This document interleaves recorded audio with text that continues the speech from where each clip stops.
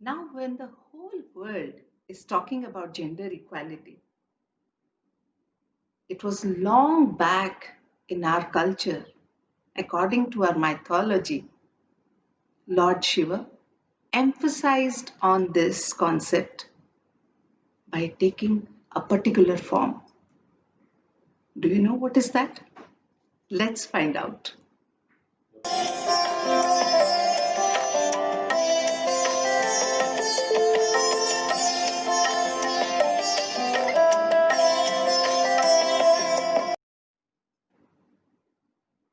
Good evening, all. Welcome back to my channel. So, as I said, we were talking about gender equality, and according to the mythology, Lord Shiva emphasized on this concept way back, and that was by taking the form of Ardhanariswar. So, let's hear a small story about it. Sage Bhrungi was a great devotee of Lord Shiva. He only believed in worshipping Lord Shiva, none other than him. But Lord Shiva, he always wanted to explain to Sage Bhrungi that he should also worship Ma Parvati along with him because he was inseparable from Devi Parvati. But Bhringi was arrogant. He never wanted to understand this.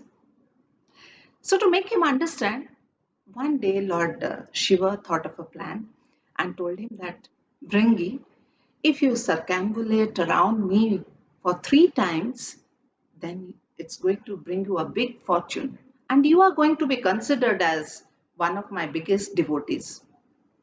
Now, Bhringi was very happy. He said, I'm ready for that, my lord. So he took the form of a honeybee and started going around Lord Shiva.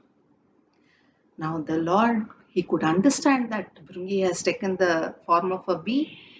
So what he did, he brought Devi Parvati and made her sit on his lap so that Bhringi could not separate them.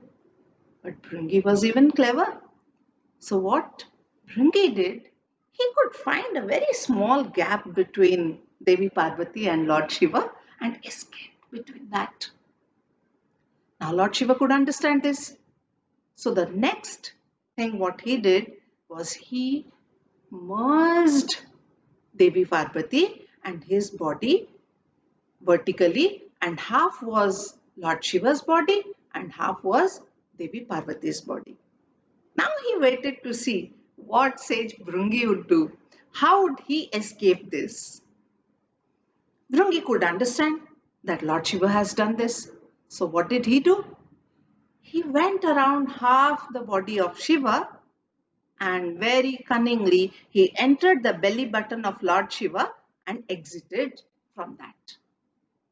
With this, Devi Parvati was so unhappy and she became so stressed that she started crying and she cursed Bhringi and she said, "Oh Bhringi, you're so ignorant. Don't you understand that Lord Shiva and Devi Parvati, they are inseparable? How do you think of separating them? It's no use if you worship only Lord Shiva, and it's of no use if you worship only me. It's for the whole humanity that we act as a set of parent.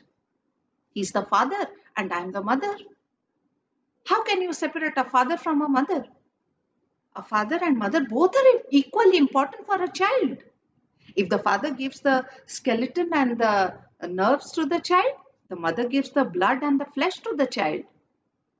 So, as you have acted very arrogantly, I curse you that from today you will only be having nerves and skeleton. And this horrifying look will make people run away from you and you will never be worshipped anywhere. Now, Bhringi was very sad and he could realize his folly. He begged for Devi's forgiveness, and so finally, Devi Parvati had to forgive him.